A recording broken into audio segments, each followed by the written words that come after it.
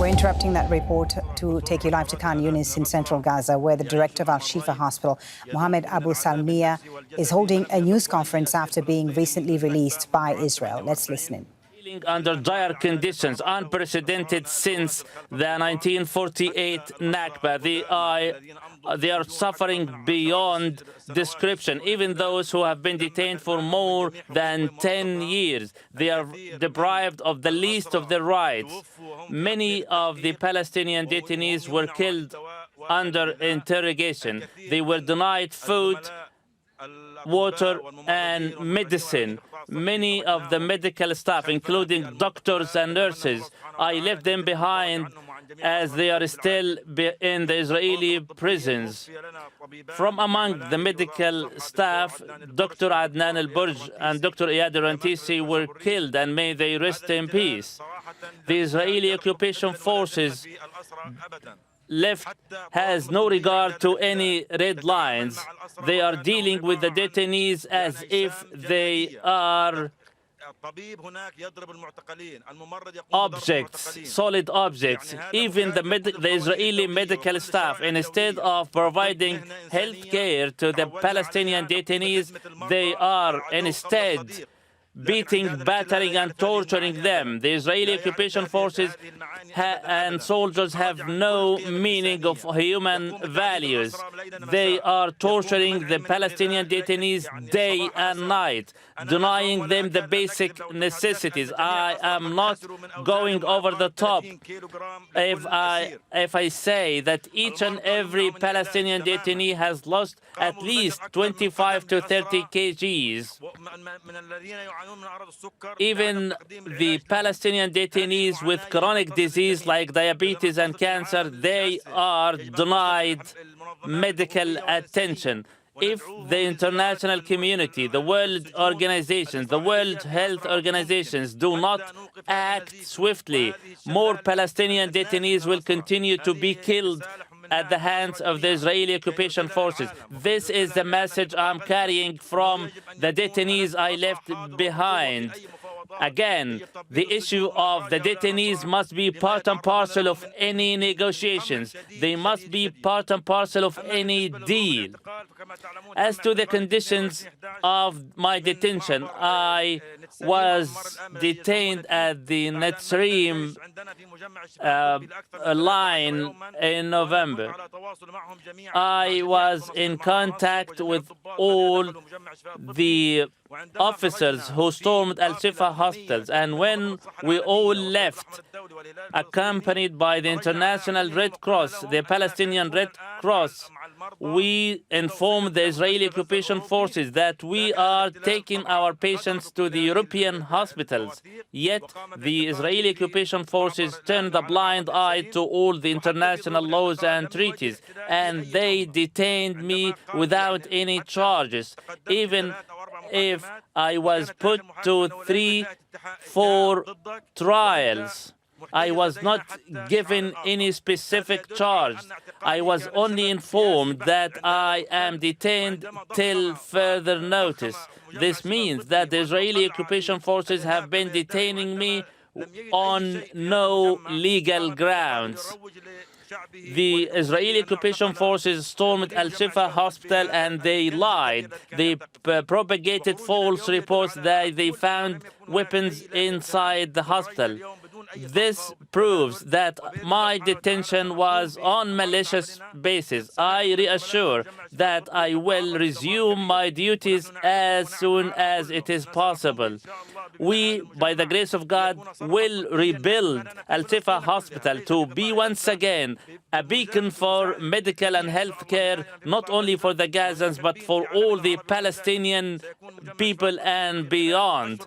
Within the coming few months, by the grace of God, we will be back on our feet again, fully functioning and operating.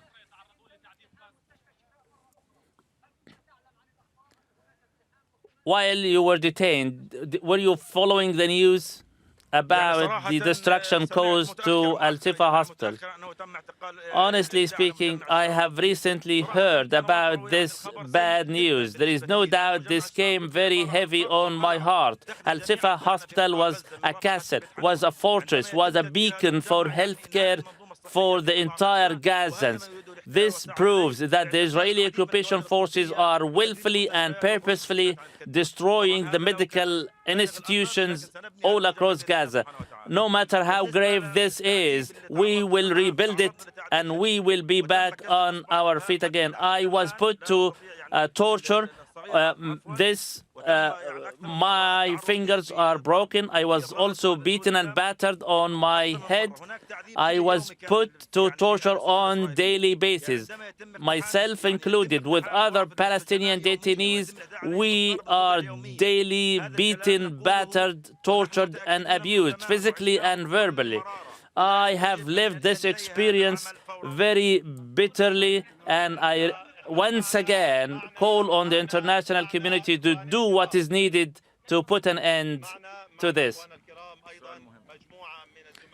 We have the orthopedic specialist, Dr. Bassam, who was also detained and released. And as you can see, how many pounds he has lost. He has lost more than 30 kilograms of his weight while being detained under these. All right, we've been listening there to the director of Al-Shifa Hospital, Mohammed Abu Salmiya, who was just recently released by Israeli forces. He was arrested in November and has been detained since then. Dr. Salmiya talking about the conditions of his detention. He said that Palestinian detainees in Israeli jails are tortured on a daily basis, day and night, in fact, he said. He said they were denied food, water and medicine. The issue of detainees, he said, must be part and parcel of all negotiations with Israel. He was detained on no legal grounds. He says he will resume his duties as soon as possible and that they will rebuild Al-Shifa Hospital. Let's listen once again to Dr. Abu Salmiya. Leveled against me. I was only told that I was detained till further notice. I was not offered or provided with any attorney, nor was I approached by any international organization during my detention. As I said, there was no specific charge leveled against me. I was detained on malicious basis. The Israeli falsely reported that the Al-Shifa hospital was a base for Hamas. However, they failed to prove this in reality. I was detained on malicious basis. I was moved from one prison to another, including Gaza prison, all of which are dire. Each and every Palestinian detainee is living only on one loaf of bread daily. Can you imagine? Many of them are with chronic disease, diabetics and cancers. However, they are living in very dire, if not catastrophic conditions.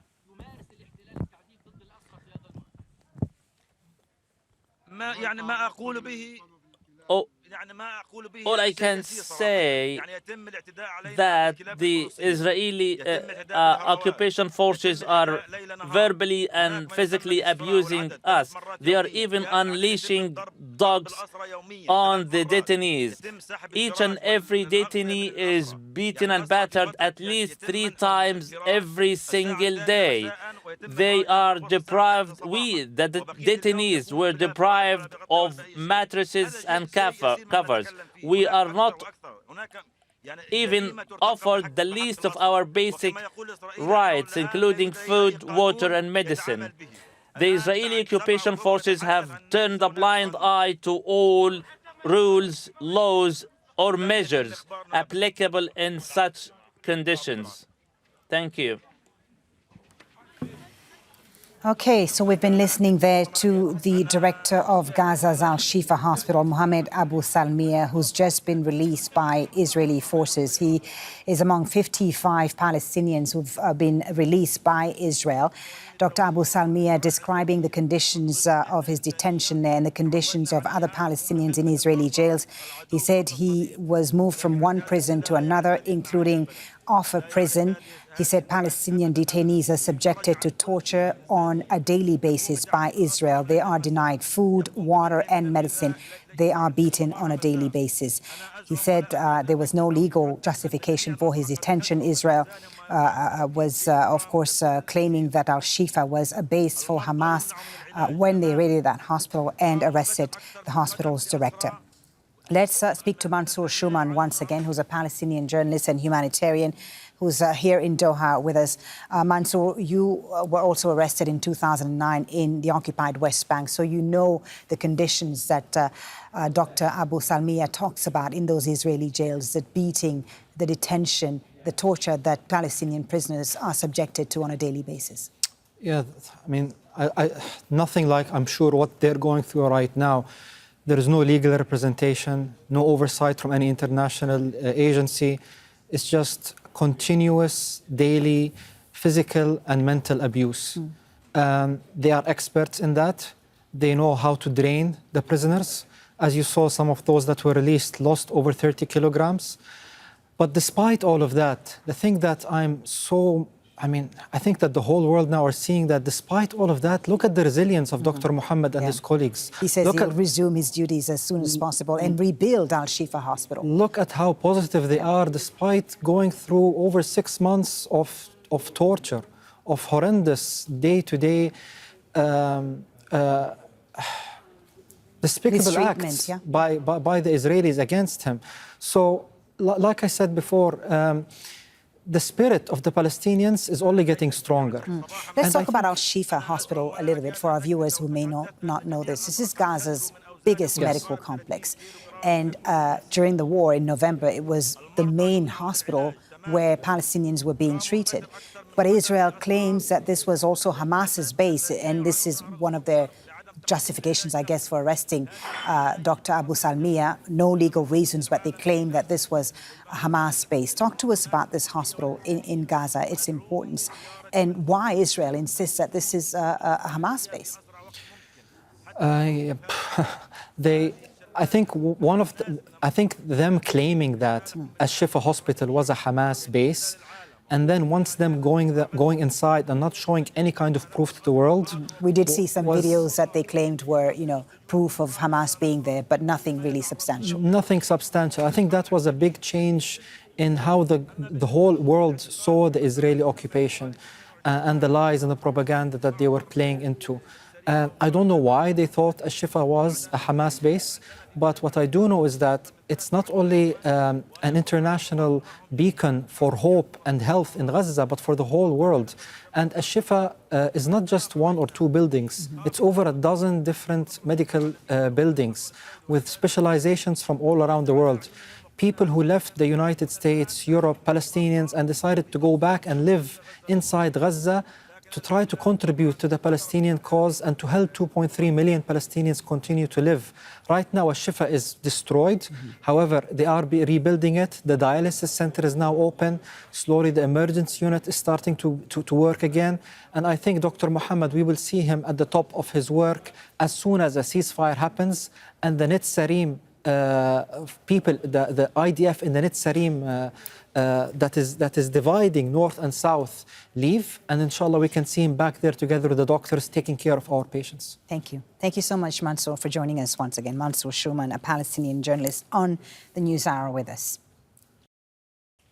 Make sure to subscribe to our channel to get latest news from Al Jazeera.